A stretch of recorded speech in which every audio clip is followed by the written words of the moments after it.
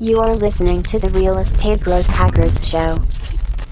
Welcome back to the Real Estate Growth Hackers Show. In today's episode, I have Dale with Smart Inside Sales. We're going to talk about why you need an ISA as a real estate agent wanting to produce successfully in the real estate business. So let me go ahead and bring Dale on. Dale, go ahead and introduce yourself, say hi, and can you tell us a little bit about your history in the real estate space and where Smart Inside Sales comes from? Yeah, absolutely. So I'm Dale Archdekin, the founder of Smart Inside Sales. And you and I, Zach, go back a long ways. We've been working together for a very long time, known about each other for a really long time. And I appreciate you having me here. It's always great to be able to come and talk to your audience. So where I came from is I sold real estate as a real estate agent. I was one of the top expired and for sale by owner prospecting agents in my market at one time. And then I joined up with a small team and they said, hey, we have this really great optimized website and it's literally dumping gold out on the floor and our agents are lazy and they're just cherry picking. Will you come and help us with this? And I said, great. I heard of this crazy idea called inside sales. And I know some teams are using inside sales agents to work leads. Let's get together and build an ISA department. And we failed a lot and wasted a lot of money. Until we got it figured out and followed advice from other people. And then we were able to take people basically off the street with no real estate sales experience and have them producing from our leads and training, having them produce 50, 60, 70 units a year in their first year. So that was a model where we found that we could really capitalize on those leads and turn them into profit, recapture that cost.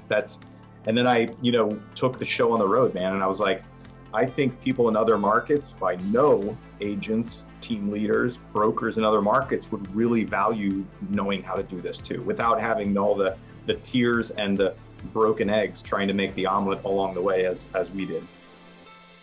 Right. Yeah, and it makes a ton of sense. I mean, the reality is, it's such like a buzzword to have an ISA. People love the concept, but the implementation, I think, for most people is really lacking, and there hasn't been a ton of information about how to do it well, and the problems that people run into, and just the nature of training up people, to do that effectively. So, like, what would you say some of the biggest issues that people run into right off the bat when it comes to getting an ISA? So say first off, I love the idea, right? I'm a real estate agent. I want to scale my business. I want to process leads without me having to get on the phone all the time to do that front end work, right?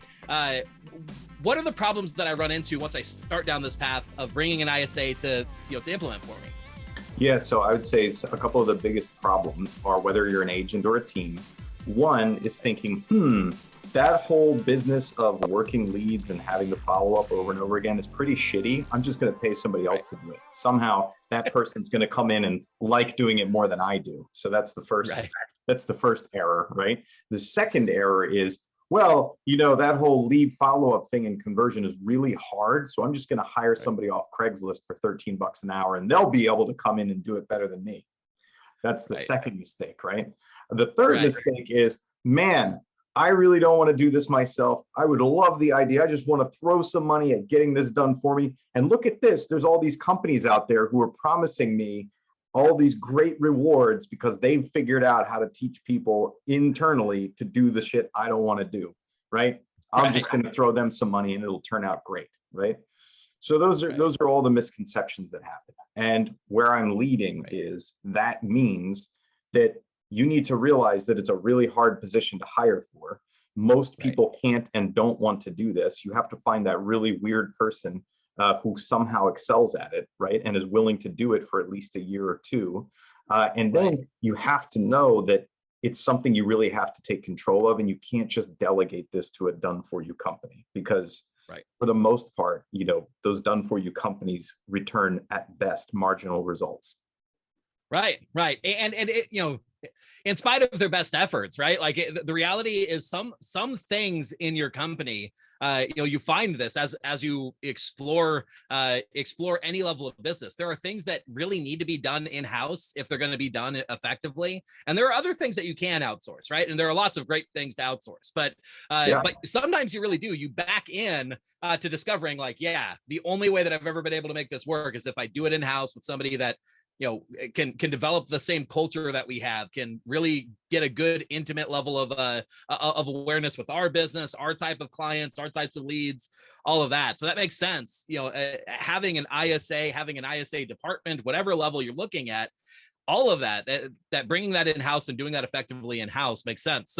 So we know that now hiring for this position is difficult, right? So you just mentioned some of the reasons why, right? It's not something you're just gonna throw it out on Craigslist and find somebody great at $13 an hour. That's my example. That was my first time, right? That was somebody off Craigslist part-time for 13 an hour that they sucked. So right. I've figured out that it doesn't work that way. Right. And so luckily, I mean, you've been down this road, you've put together successful ISA teams, you've got some great training on how to do this. I know, you and I have talked, one of the ways that you could start on this is with something that you've developed called a skills-based assessment, right? So what is the skills-based assessment? What goes into that, and how can people leverage it? Let me start by explaining. I called it a skills-based assessment as a fancy way to say, show me you can do what you say you can do, right? Right. Because, as somebody who's had to hire and fire a lot of people over the course of my career, I very, very quickly figured out that I generally like people and I generally trust people. And the more I like and or trust you on first pass, the more I want to believe that you can actually do what you said you're going to do or can do. And so I've hired a lot of people who can't do what they said they can do or want to do. And so, you're like, well, how the hell do I figure that out? And I was like, how about I just get them to do the job before I hire them, right? That's a skills-based assessment.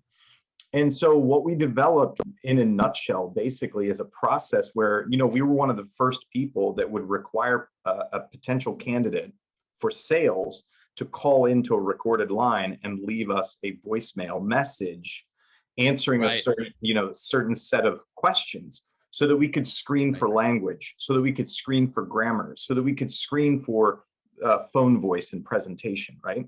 And now we've advanced that to video. So typically, our hiring process, whether it's inside sales, agents, administrative assistants, marketing directors, they have to shoot a video, right? I need to see a video. I need to know that, one, you care enough. Two, you're going to shoot a video about yourself. You can articulate what you look, we get to see how you look, how you present yourself. And can you figure out how to get your video into our Dropbox or Google Drive file, right? Without too many tiers.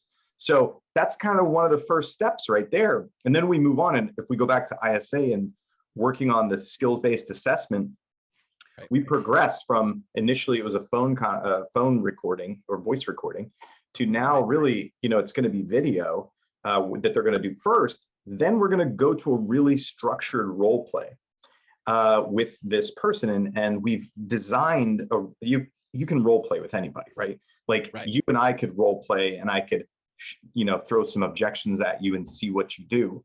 But we've actually crafted a very specific methodology for doing a role play, right? We've designed the role play right down to what we tell you to do. And we literally tell you how you will fail if you don't do X, Y, or Z, right? And then we proceed to go into the role play, and we're looking for several key criteria to measure your sales experience and skill. And, there's really there's not a timeline, but there's a band, or if you will, from very inexperienced up to very experienced. And there's some very key markers that you can hear when you're doing a role play with someone, even if they've never sold real estate before or sold what you're role playing on, even if they've never seen the script that you've put in front of them. And in fact, that's one of the best ways to do it, is to role play with someone who hasn't done what you do and who hasn't seen the scripts that you give them, because that will tell you a lot about them. So there's a lot of markers in there that help you understand what's your skill level, what's your experience level, and do you have enough sales experience and skill to come in and warrant us doing training with you?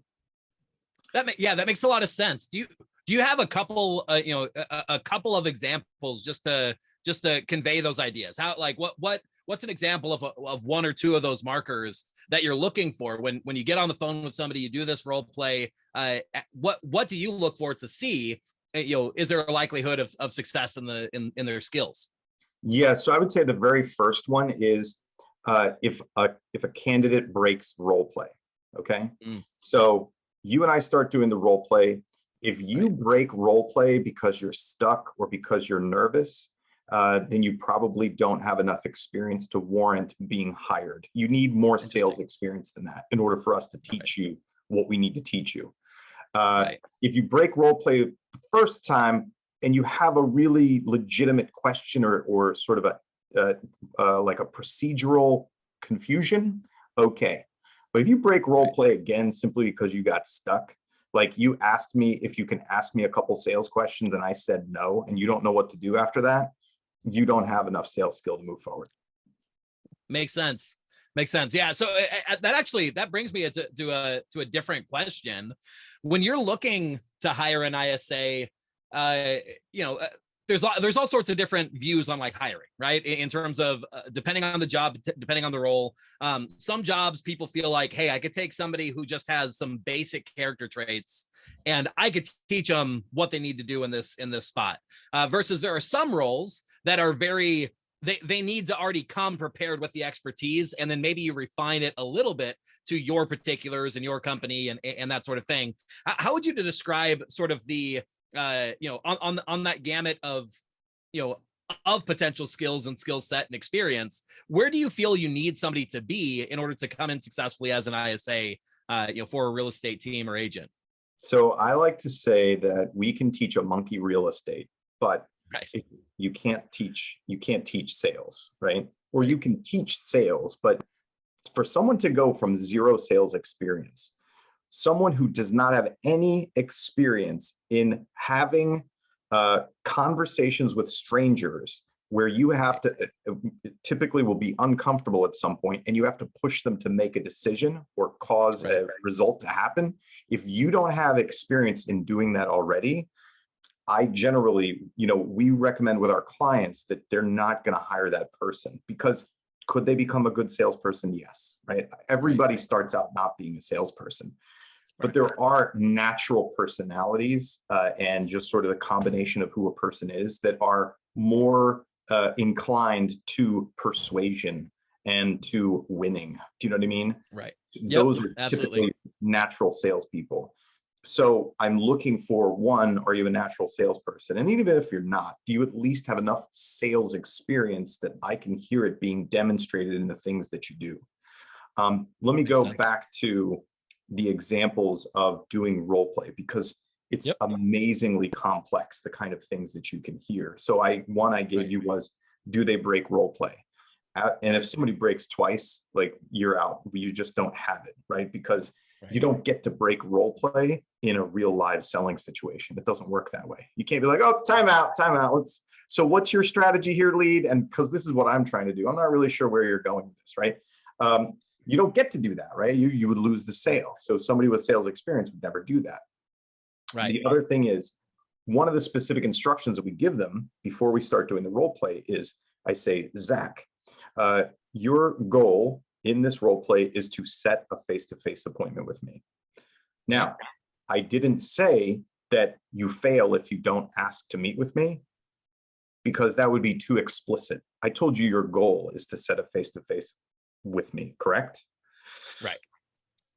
People without sales experience, direct selling experience, will get shut down based on what we do after this, and oftentimes won't ask for the appointment. So I've told you your goal is to set a face-to-face with me, right? I tell you that without being explicit that you'll fail if you don't ask me, but that's really what's going to happen. If you don't ask me at least once, you don't have enough sales experience. And then this is a critical one. I'm going to tell the person, Zach, the only way that you fail this exercise is if you let me off the phone before you ask all your questions. Okay? And you say, okay. because in the role play, I'm going to proceed to throw lots of objections at you and attempt to close the call, to get off the phone with you.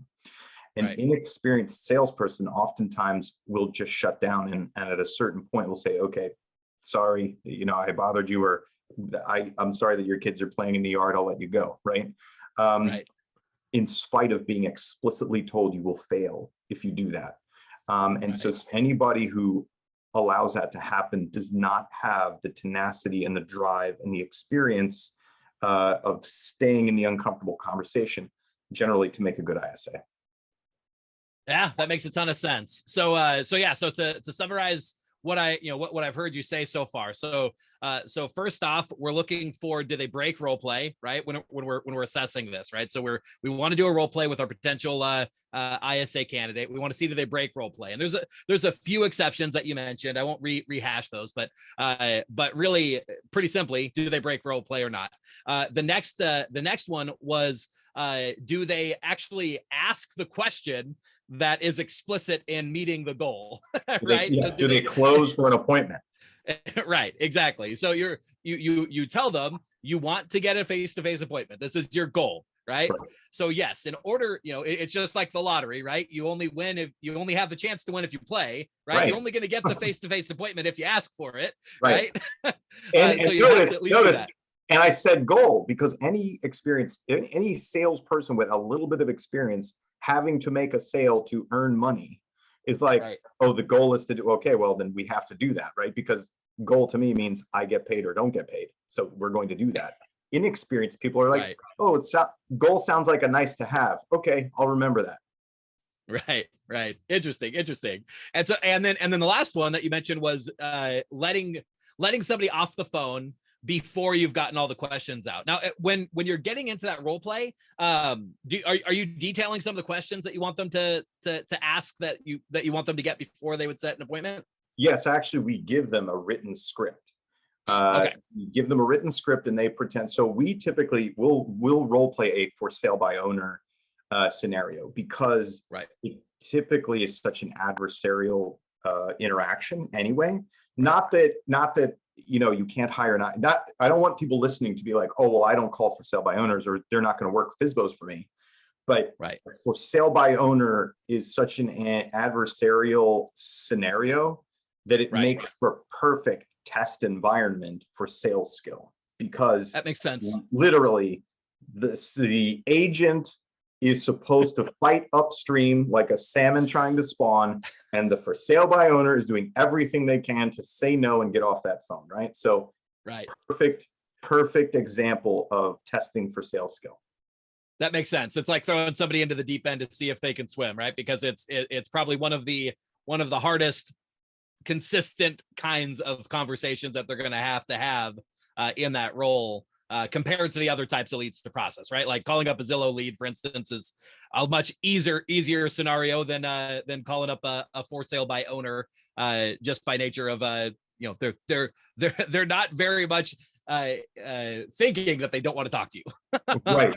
Yeah, we're not going to role play. Hey, somebody wants to go see a property. What do you do now? You set the appointment. That's what you do. Great.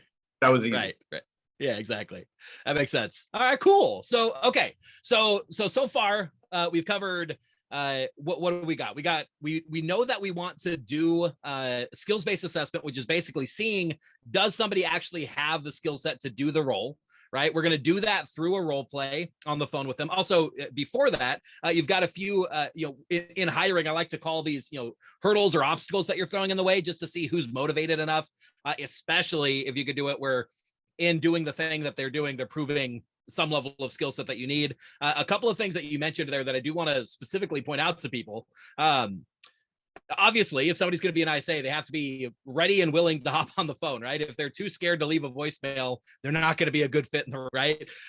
Video is an even better test, just like you're finding it, even if the role video, putting yourself out there on video takes even more, a level of being willing to be vulnerable and put yourself out there, right? And then the other thing that you mentioned that I really love, and I hope people heard it, is can you get this video into our Dropbox, right? Because like it's one of those you can't ask somebody a question that lets you know, do they speak the basic language of the internet and technology, right? There's not a question. So you can't be like, are you dumb? Answer me honestly. Right. No, they have to demonstrate that they're dumb, right? They can't, nobody's ever like, I'm dumb. You got me. Sorry. Exactly. Great question, you interviewer, you. And so you want to get to the point where you don't hire somebody, or you don't even go to the point of role play if you're like, there is not a chance I would ever want to work with this person because they don't know how to send an email. They don't know how to use Dropbox. They don't know these basic things that are just, it's like speaking English when you're an English speaking company, right? It's just a foundational thing that they have to have, right? So I love that. And then you walk through some really great things that we look for in that role play. And then, so say that role play goes well, right? What comes next? So hopefully we've done a good enough job of putting out information. I mean, is this how you do this? Do you have multiple people that you end up doing that role play with, and maybe have multiple people that seem like they might be a good fit? We have a conveyor belt. Right. Like the ads are running, right? We're boosting them, putting money into it. Right. The people are applying. We aren't looking at their resumes whatsoever because it's completely worthless. No resume has ever told you whether somebody would make a good ISA or not, ever. Right. And so they're coming in, we send them instructions. Hey, thanks for applying. Here's how you complete your application. Follow these steps. And I will give everybody listening a little tip that we figured out. You will get more people to record and submit a video to you if you create your own video about the job, telling them what to do, i.e., hey, this is who I am. This is what we're looking for. Whip out your phone, shoot a video like you do for Instagram all the time or TikTok, and I want you to upload it here, okay? And this is what I want you to tell me. If they can see you do it, it at least doubles the number of people that are willing to take that step and shoot that video, because you've demonstrated it for them. They can see who you are. You're a real person. Because a lot of the job ads out there are BS. Honestly, I didn't realize this, but there's a lot of junk out there, right? Right. So do that part. Now you've got videos coming in. You watch the video. Do I think this could be a fit? Great. Assistant here, you're like saying this one, book role plays with them. You jump on, tell them about the role. You tell them it's going to be 6 hours at least per shift of working leads. These are the expectations. This is how you get paid. This is how long it takes to earn a commission. Can you afford to do this, right? Does this work financially for you? Prove it to me. Okay, great. Now let's role play that script I gave you. We're going to roll through the script. You either fail out or you hit and show enough sales skill and acumen that you can stay, and you say, oh, great. Now guess what? We're going to have a 3-hour calling session. Before we do any kind of culture fits, you're going to fill out a couple of personality assessments so that we can gauge who you are and how you operate. And something like a DISC assessment? Yeah, like a DISC assessment. I also like to use 16 personalities. It's a website, 16personalities.com. It's free. And I use a paid service called Test Dome. Test, TESTDOME. It's expensive. It's not cheap. But I remember I was joking about you can't figure out if somebody's dumb by asking them if they're dumb. You literally have to give them a test and see, can you pass the test? Because a lot of people can't. So you do that depending on the role. Okay. So, I would say for sales, I don't need you to be as smart as I need for an administrative assistant. Right. We're gonna lower that curve for the salespeople, right? Because they just need to be good with people. I don't care if you can't pass college geometry, right? Who cares? So we're gonna give them those assessments, but we're gonna say, hey, we're gonna book a 3-hour calling session.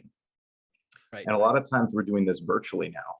So we'll jump on a Zoom call, teach them a script I usually like to stack people up. So I like to do a minimum of 3 at a time so that I'm being efficient. Jump on, teach the 3 a script. We'll role play together a little bit, something basic. And you can then have, depending on your market, I want to give that caveat, depending on where you are. So some places like Texas, they're very, very stringent about nobody without a real estate license can call anybody else and say the word real estate, right? So, depending on where you're at, You can have them call your old leads. You could even have them do some circle prospecting, do some basic, what's it called? Survey, like as a survey, you know what I'm saying? Right. So however you figure out to do it, the most critical part is getting them to do the job Right. before you make the hire. That makes sense. And so then what are you looking for in that vein? So the same sort of things as the role play, or what, what's successful and then what's failing out of that portion? I guess I thought it was obvious. I forgot to mention they're doing it on a recorded line so you can hear the conversations, right, with the people that they talk to. So what you're looking for is, one, we're going to give them some kind of goal. If they're calling old website leads or old internet leads, the goal is to set appointments, right? And what I've found is that the best ISAs are going to set appointments out of the gate with very minimal understanding of what the hell they're doing or what to say or preparation work, right? Or in the case of circle prospecting, you say, hey, you've got a list of 50 numbers. I want you to get through all 50 of these people in the next 2 hours, and I want you to bring back 15 email addresses, right? Nice. So you give them an assignment, you get them to do this work, and you record it, and you see how it goes. You see how the conversations go. And it tells you a lot about the person, right? I've seen all sorts of things, like where the person's excited and energy's high in the first couple of calls, and then you hear them like drain, and then they're just like mailing it in by the end. And you're like, I haven't even hired you for this job yet. You're not even getting paid yet, and you're already like shitting the bed after the first 20 dials. Like, that is not going to work. Right. So all sorts of stuff like that. Or even like, you've got people who the person is interacting with them, and you might, if you were just hearing what the agent, the lead, the candidate is saying, you might be like, oh, they're saying really good stuff. But when you can hear both sides of the conversation, you're like, what the hell are you talking about? Like, you're not even tracking with this person. Right. These are the things that, again, you have to get them to do it in front of you, because you can't be like, hey, do you have trouble following a conversation? Right? Do you have trouble building rapport with people? Are you weird? The answers to those, you never get the straight answer from the weird ones. I'm telling you. Right. Yeah. That makes a ton of sense. And it also, going back to your initial point of, finding that this needs to be done in-house, that you have to have a high degree of investment into actually doing this, because it's not like you're just going to hire a service and they're going to figure all this stuff out for you, right? Like, it does take that level of being ready to sort of curate the best talent that you could see through actually doing it, right? If you've got a 3-hour calling session, sounds like you probably need to listen through somewhere around 3 hours of recordings in a way, right? Like, actually, that's not the case. Cool. In a 3-hour calling session, especially with the pickup rates right now, depending on the list that they're calling, you're hoping to get 3 good recordings, 5 good recordings per person. Gotcha. And it doesn't take, you're not listening to 3 hours of dial. Well, that's good. Okay. But even still, you gotta be ready to put in the work to actually assess people and really make sure that they're up to it. And you only see that through the process of actually listening, seeing it happen, seeing both sides of the conversation, all of that. And further, this is the other thing, you mentioned at the beginning too, if you're coming into this and you're saying, hey, I have zero skill at this, I don't know how to do this, and yet I think I'm going to hire somebody who's going to do it better than me. I sense that this is part of where that comes into play to say why that doesn't work, right? Because in order to detect, are they doing well at doing this, you already have to have that skill set to be able to say, this is a good conversation, this is a bad conversation. I could see where they're failing here, right? Yeah, exactly. And, listen, some people who I've worked closely with have done for you ISA companies. I'm not going to name anybody here, but, one in particular runs an excellent done for you ISA company, and they have the best intentions and they do produce good results for their clients. What I've found, though, is 2 things. One, it's very difficult to get more than, some return on your investment when using a done for you company. You 9 times out of 10 will get a higher return if you have the time to train and manage internally. You'll get a higher return than you can almost ever get with a done for you company. The other thing is, these people that I've worked with and personal friends of mine who have done for you companies excluded, for the most part, the reason that done for you companies don't work is because the done for you company, to scale and make a lot of money, has to have a lot of ISAs to service a lot of clients. Okay. Right. We just determined how hard it is to find a good, productive, capable ISA, right? Right.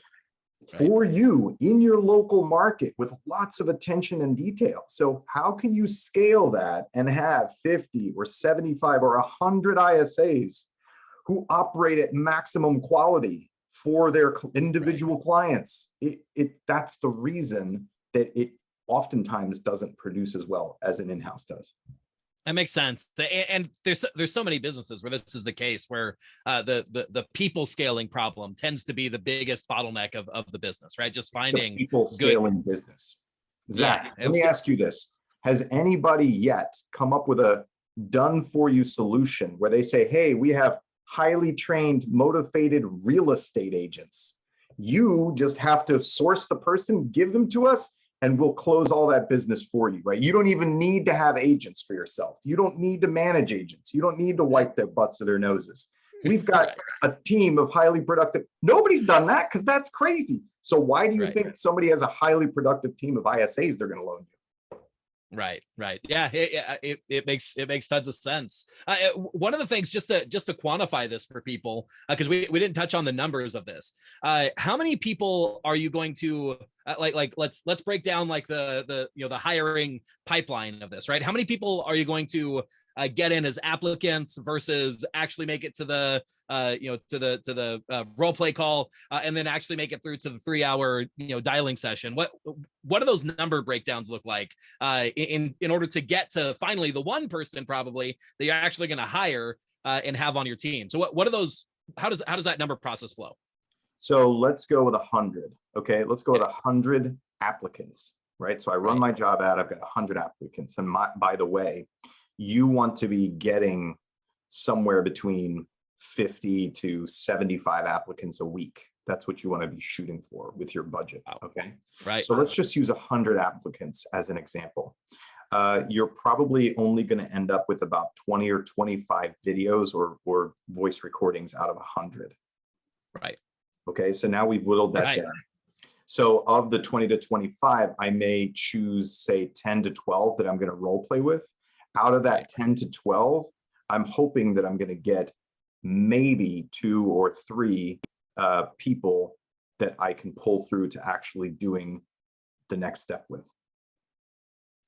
Nice. So it really you need to, there's a lot of weeding out.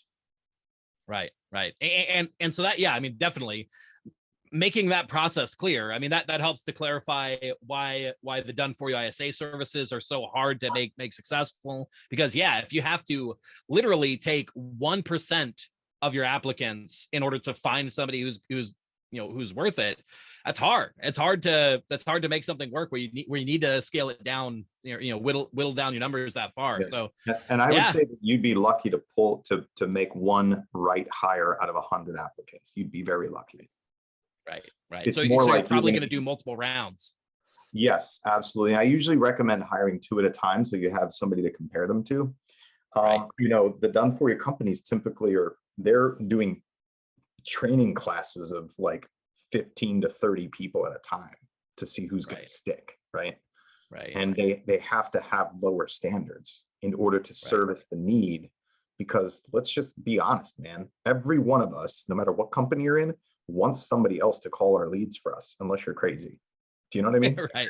It's the golden dream, right? If you could sit there doing nothing, having somebody else calling for you, and you're still raking in the dollars, shoot, that sounds beautiful. Of course, man. It's like, I want to get in shape. I don't want to go to, if I could send somebody to the gym for me instead of me doing it, if I could designate somebody else to eat the goddamn salads and I don't have to, but I still get in shape, there's not enough. I couldn't find enough money to invest in that. Right. Exactly. So it's just a natural thing. Totally makes sense. But unfortunately, it just doesn't work that way. Right. So just like everything in business, right? Success and everything that we want happens to be on the other side of some level of hard work and actually going through a process to figure it out, right? If it was easy, everybody would be doing it. Yes. That's the nature of it. So the amount of now, shit you don't want to do that you will actually do, I have found, is directly proportional to the success that you have. Right, exactly. And so I love where that brings us, because ultimately what you've done is you've gone through a lot of this hard work, right? Like you've gone through a lot of the hard work to figure out what works in hiring, bringing on ISAs, helping to make sure they're successful, and really working with them successfully. And you have put together, it is group coaching, right? A group coaching model where you're able to really get people up to speed quickly and successfully. And yet, even with that, there's still going to be work, right? There's still going to be effort that people have to put out there. What you've done though is you said, hey, I'm going to step up, and I'm going to shorten your learning curve from the, how many years have you been at this at this point again? Let's see, managing and training and running ISA since 2013. Yeah, 2013. Okay, so we're talking 8 years at this point, nearing 9, so almost a decade. So we're going to shorten nearly a decade's worth of experience into nearly. That's funny. You know what? Because when people come to us, and I want to say, like, we're no bullshit. Like, we're going to tell you how hard it's going to be, and some people are not a right fit for doing it. We're just like, no. You can't drop the money off at the doorstep and expect the baby's going to be in the bassinet. It's not going to happen, right? You might as well keep your money, go to a done for you company if that's what you want. So there's times when I talk to people and I'm like, I can't even begin to cram all of the experience and knowledge and into you. Let's just scratch the surface. I'm going to start with A, B, C, and 1, 2, 3. You start there. Primary colors. Okay. That's what we're working on today. Exactly. And so what you're going to do is you're going to help walk people through that process and try and give them the most impactful information, the key ideas that'll give them the best chances of success if they're ready to step up and do the work and get in and get their hands dirty to really find a great ISA who can, where it really is, once you go through that hard work process, right? On the other end of it is better. You have somebody who's skilled, who can make these calls for you, and you don't have to be sitting there making all the calls, but you do have to come to it ready to put in the work to find that person. It's not, you're not going to get to that easily, right? Right, exactly. That's the whole point, man. And I have to have that conversation with people frequently because it's hard. And listen, we're in real estate sales, okay? And there are some really amazing salespeople out there who do not have attention to detail, have zero consistency, and have a zero threshold for difficult shit, okay? But they still sell a lot of houses and make a lot of money. That's fantastic. If you want to have a leveraged sales team under you, which would include ISAs, you need to have a healthy ability to maintain the course and deal with a lot of annoying shit over time. Right. Yeah, exactly. And so let's talk a little bit about what aspects happen in your program, ISA Ascend, right? Because here's the reality. We just, you mentioned scratching the surface, right? We just spent nearly 45 minutes or so talking through one part of this process of just finding somebody to potentially hire. We haven't talked about working with them. We haven't even gotten into great detail about we haven't talked about what does the job ad look like. We haven't talked about what are the scripts that you actually walk through with them. We haven't given any examples of the calls exactly right there. We gave some great information people could definitely go out and take action on, but there's a lot more that people will need help with if they're going to do this successfully and if they want to shorten the learning curve to some degree at least, right? So what all do people get when they're going to check out ISA Ascend, and how does that process work for them? Sure. So we have either a group or an individual option for people. The ISA Ascend is designed to be a group environment. And essentially there's really 3 parts to it. If you come to us and you say, hey, I want to do this, and we really prefer actually people that have failed at it before, because Right. they've already taken the punch in the face or two and they kind of get it. You know what I mean? Right. So they know Right. it's not going to be that easy, and they're a little more appreciative. They understand, hey, I know this is hard. I'm committed to it though, and I'm going to stay here. Okay, great. So we kind of prefer that. But if not, as long as they go into it with eyes open, they come in, we teach them these pieces to get their recruiting process set up. They're running their recruiting process out there in the world. Our trainers are consulting with them to help them identify these things. One, to help them be able to execute the role play well, whether it's themselves or you can teach an assistant to do it. Right. I've done that many times. So, have them running their recruiting setup. We're helping them through that process. And once they've got it up and running, they're reviewing, they're pushing people through the hiring process. Then the trainers are helping them set up their back end, right? They're tracking their CRMs, their lead flow process. And if they have agents, what does the handoff look like from ISA to agent? And what happens when the agent says that was a shitty appointment and the ISA says that was a great appointment? What's wrong with you, right? So we help them with all of those pieces. Then once they've made their hire, we take the hire and we start training the hire in our scripting, dialogue, and lead conversion techniques. And one of the well-known training courses, one of the highest and best training courses in our industry is called Conversion University, which is actually licensed by some very large CRM companies and other providers in our industry. We're the authors of that. We're the ones that's what we're teaching them. So you get that along with the ISA Ascend program. Awesome. And we also help the team leader if they come to that point where they're like, hey man, I think I have to let this person go. It's an emotionally difficult thing to say, I spent all these months, I spent this money, and now I actually have to fire this person. So we help them through that process. That's good. Yeah. Because you're right. I mean, the reality is even when you've practiced hiring over and over and over again, it's like you get better at it, but I feel like you never get past making bad hires, right? Like there's always bad hires that are part of it. And it's like you only find the good hires by finding a few bad hires often first, right? Like you have to be as good at firing as you have to be at hiring. It is it's the yin and the yang. Right. Yeah, it's so powerful. So a couple of things that I'd like to just say about what I've seen, right? Like I've been through a lot of the Conversion University information. I've seen what you're up to with ISAs. I've been behind the scenes on a lot of this stuff, man. I just got to say, it's unlike what most people maybe ever heard. So if you haven't checked out Conversion U, man, it's not just your grandma's scripts, right? It's more of a sales framework that could readily be applied to any situation and scenario, right? So I really applaud what you put together. I love your sales approaches. It's great. I definitely encourage people to check that out.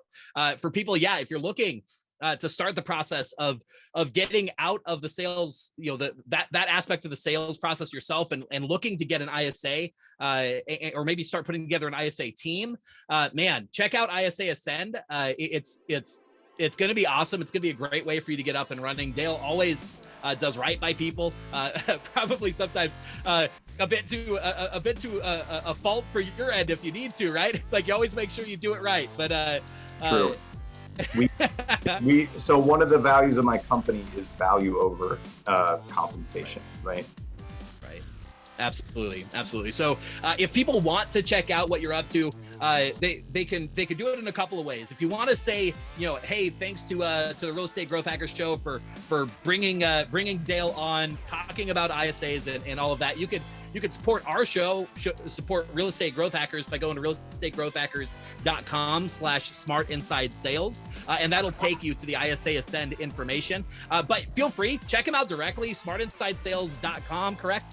And that's where you can get more information on what Dale is up to, both Conversion U, ISA Ascend, and any future projects and endeavors that you guys are up to. He's also, Dale is very active in a number of Facebook groups. He's got a great show that he does as well called Cash Call. I encourage people to check that out. Anywhere else that you'd like to let people know to go and check out what you're up to? Sure. We do have a Facebook group, Smart Inside Sales. It's an open group for any real estate, any real estate industry people. And, we share a lot of content. If you join that group, you'll be able to find where you can register for Cash Call. It's a podcast that my co-host Brian Curtis and I do every week. And we literally get down in the trenches, man. We're playing live recordings of agents and ISAs and we're coaching on them. This is where, you can get all high and mighty about business theory, but it really comes down to, is this person having a good or bad conversation with a sales lead? Absolutely. Yeah. Great information. You always, you way over deliver, just as you mentioned, value over compensation. Right. And so thanks so much for coming on the show. Again, if you guys want to check out what Dale is up to with Smart Inside Sales, you can either go to smartinsidesales.com, check him out on Facebook and the Smart Inside Sales Facebook group.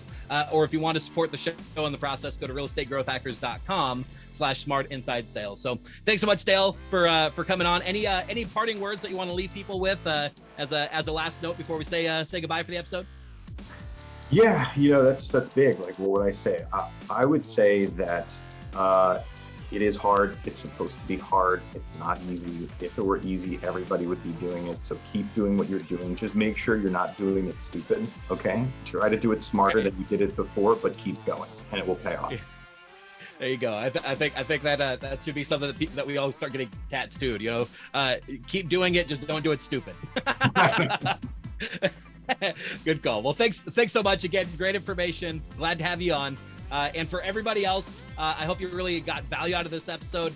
If you did like this episode, if you like the content that Dale brought to us today, definitely give us a review in iTunes and in Spotify and wherever you listen to your podcast, and leave a 5-star review. Mention Dale. Say all the great information that you learned from him. And otherwise, I hope to see you guys on the next episode, and we'll catch you later. Thanks for tuning in to the Real Estate Growth Hacker Show. Remember, done is better than perfect. To turn the marketing ideas and tactics you just learned into real growth for your real estate business, visit us at realestategrowthhackers.com. If you like this episode, consider sharing it with another real estate professional who could benefit from the information, or maybe you'd like to subscribe to the show to never miss an episode. You can leave a rating or review on iTunes with your biggest takeaway, helping this show to reach and help more people just like you. Thanks again, and we'll see you on the next episode.